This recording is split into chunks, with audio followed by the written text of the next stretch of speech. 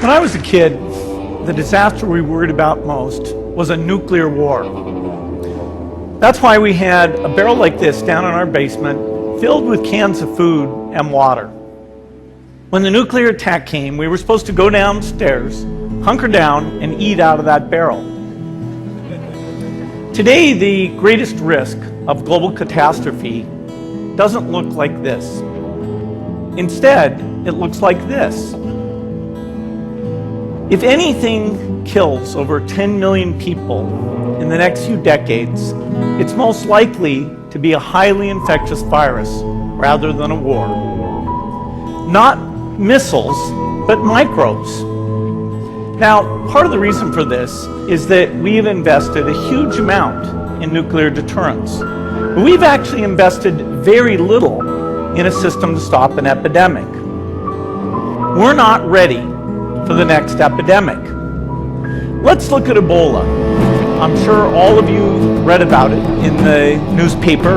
Lots of tough challenges. I followed it carefully through the case analysis tools we use to track polio eradication. And as you look at what went on, the problem wasn't that there was a system that didn't work well enough. The problem was that we didn't have a system at all. In fact, there are some pretty obvious key missing pieces. We didn't have a group of epidemiologists ready to go who would have gone, seen what the disease was, see how far it had spread. The case reports came in on paper. It was very delayed before they were put online, and they were extremely inaccurate.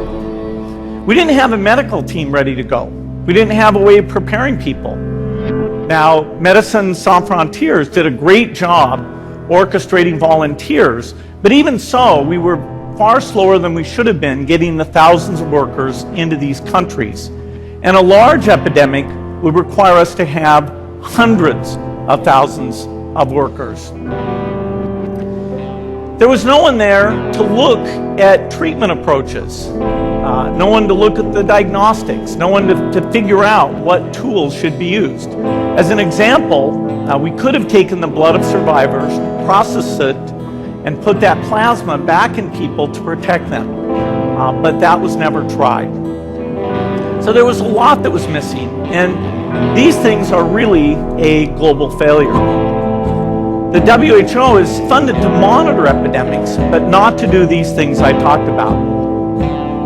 Now in the movies, it's quite different. There's a group of handsome epidemiologists ready to go. They move in, they save the day, but that's just pure Hollywood. The failure to prepare could allow the next epidemic to be dramatically more devastating than Ebola. Let's look at the progression of Ebola over this year. About 10,000 people died, and nearly all were in the 3 West African countries. There's 3 reasons why it didn't spread more. The first is there was a lot of heroic work by the health workers. They found the people and they prevented more infections. The second is the nature of the virus. Ebola does not spread through the air. And by the time you're contagious, most people are so sick that they're bedridden. Third, it didn't get into many urban areas, and that was just luck. If it had gotten into a lot more urban areas, the case numbers would have been much larger. So next time we might not be so lucky.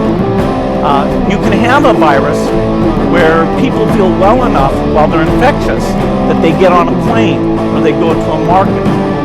The source of the virus could be a natural epidemic like Ebola, or it could be bioterrorism. And so there are things that would literally make things 1,000 times worse.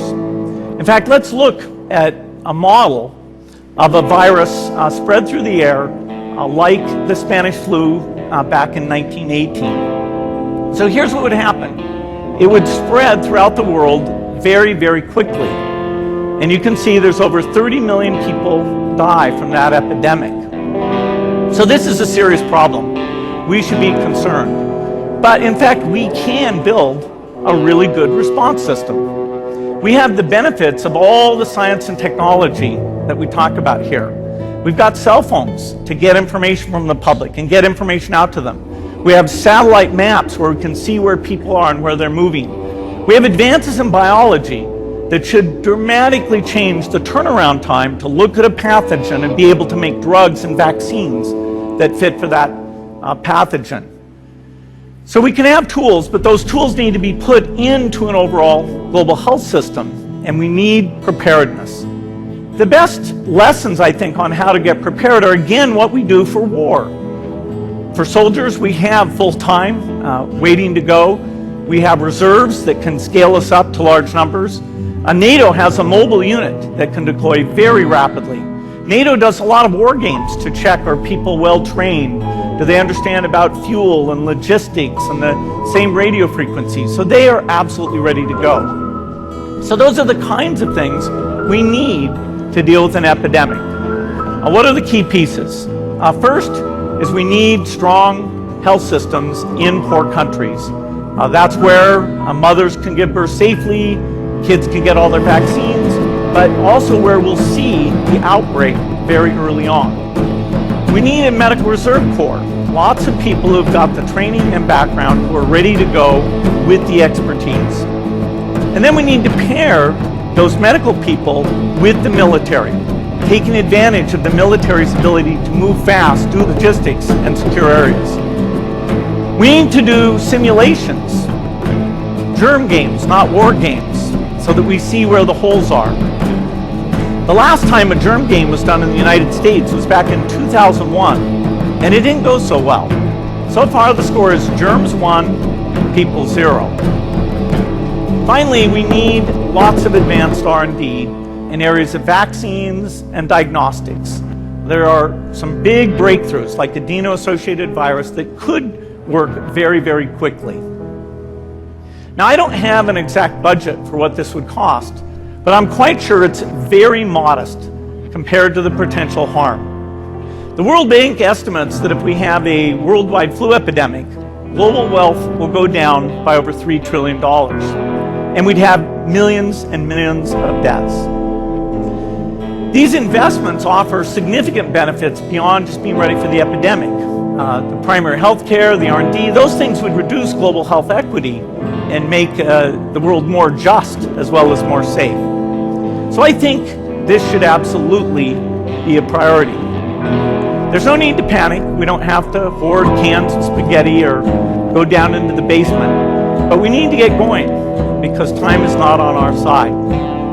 In fact, if there's one positive thing that can come out of the Ebola epidemic, it's that it can serve as an early warning, a wake-up call to get ready.